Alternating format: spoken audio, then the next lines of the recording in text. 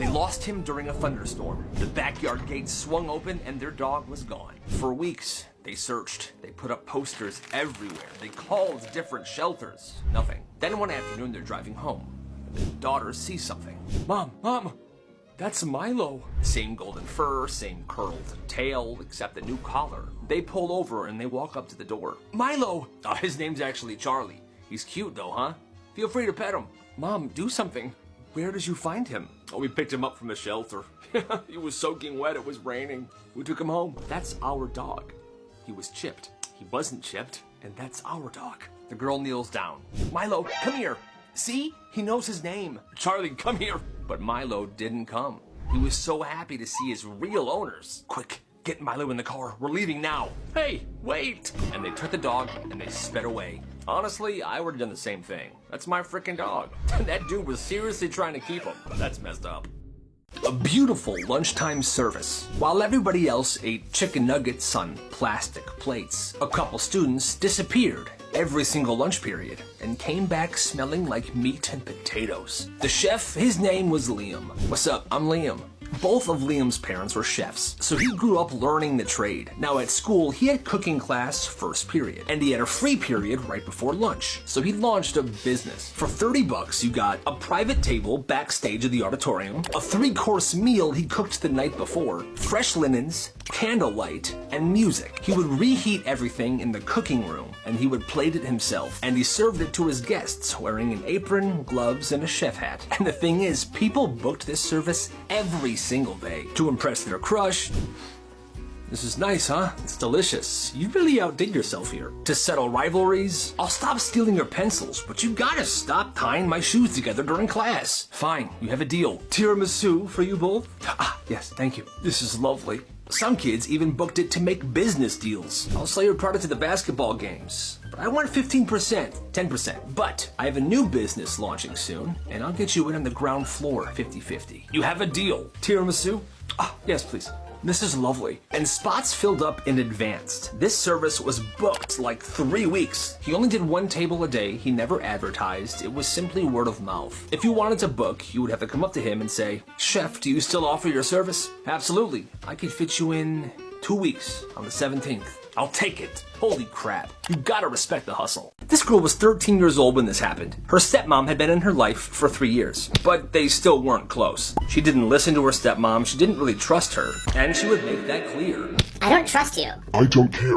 Well, that week, her dad was overseas for a funeral. So it was just her and her stepmom. And he was going to be there for 3 weeks. So every day, her stepmom would pick her up from school at 3. But she would always come out of school late, like 30 to 45 minutes late, which is kind of crazy and a bit annoying. I've been waiting here for 45 minutes. This is the 3rd day in a row. And the kid would just roll her eyes. Get over it. So one day, the stepmom decides she's not going to wait. She's not going to show up. She's going to let her figure it out herself. So the next day, she doesn't go to the school. She stays home and then she just waits. So at 7 p.m., she finally is like, "Yo, I should call my stepdaughter." But she doesn't answer. So she calls the school. "Hi, yes, I'm wondering, is Kayla Johnson still there?" Kayla Johnson? No, she walked home at around 3:30. Oh no. Yeah, she messed up. She panics, she calls the neighbors, she calls the police. Eventually, they find her in somebody's backyard a few blocks away. What happened was she tried cutting through yards to get home. Well, one yard had a dog, and it bit her in the leg. Badly. She limped away, realized her phone was dead, so she sat down and just cried. I mean, yeah, she shouldn't have went through someone's backyard, but still, this girl's 13. Her stepmom is responsible for her. The dad caught a flight that night. Are you kidding me? You let this happen. I'm at the airport right now. I am So done. The daughter now has a permanent scar, and the dad left the stepmom. And like I said, the girl was 13 years old. You can't just do that. Messed up. It's 7th grade, and this kid Lucas brings a bunch of Costco gum to school. Tons of packs. Every single flavor. And he never made a big deal about it, but he would pull them out here and there so that people could see. And naturally, they would ask for a piece of gum. And when they did, 50 cents. Oh, I don't have any money right now. Oh, that's fine. Pay me later.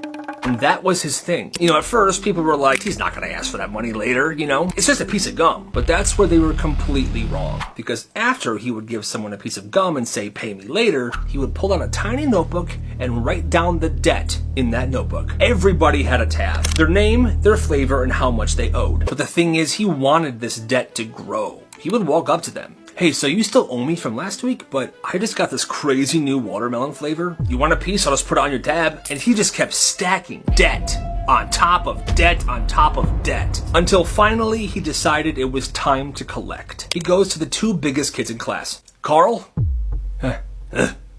Mordecai? Yeah.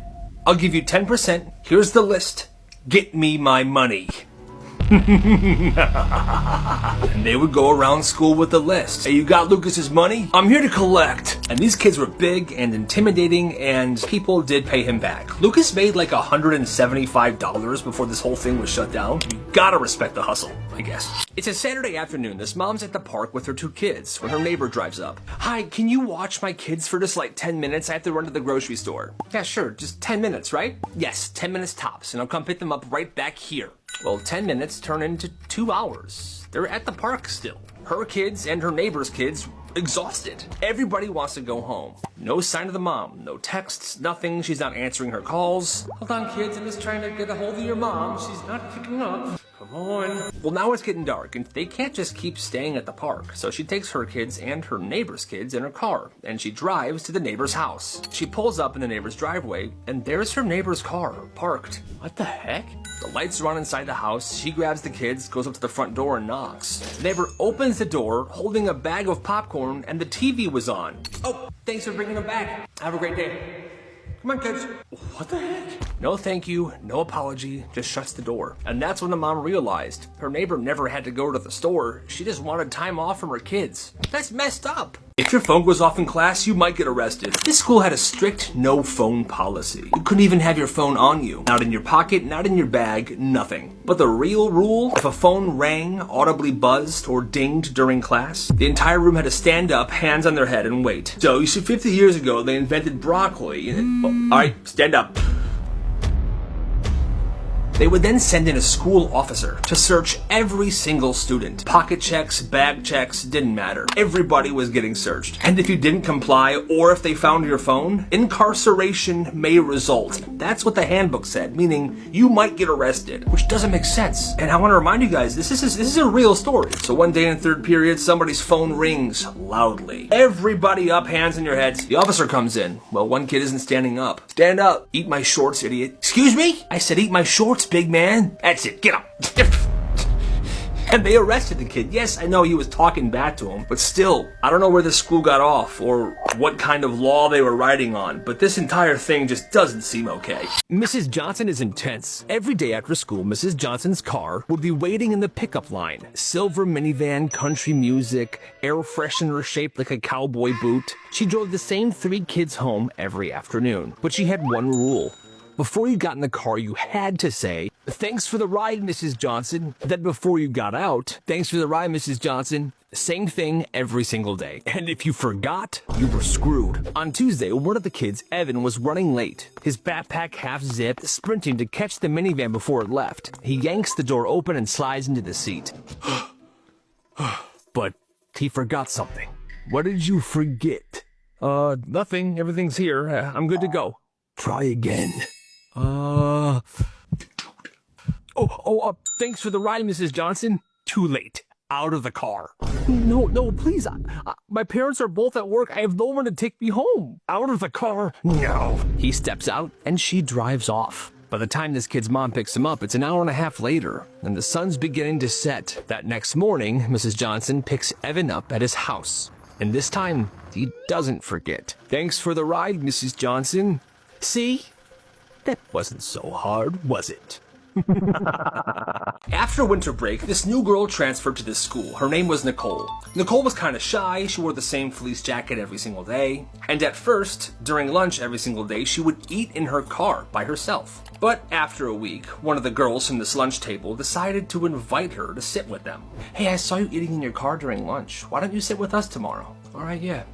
thanks. So the next day comes around and she's sitting at this table. She's not talking much at all. She's just smiling politely and eating her lunch. And she sat at this table for the next few days. And every day during lunch, she would pull out this tiny folded note and she would read it to herself. Then she would smile and put it back in her lunchbox. Well, one of the girls at the table asks this. Hey, so what's with the note thing? You do it every day. And Nicole says this. Oh, well, my nanny writes me a note with my lunch and she's done that every day since I was little. Then another girl goes, isn't that like kind of embarrassing though? Like, that's super babyish.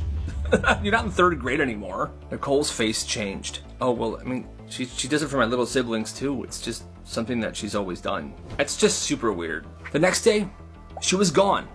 Back to eating in her car. No one saw her at lunch after that day. The person that originally invited her talked to her friends. She wasn't happy. You guys are horrible for that. She's had a really rough home life and that nanny's like a mom to her and I just can't believe you. And the worst part is, her friends laughed at her for sticking up for Nicole. That's messed up.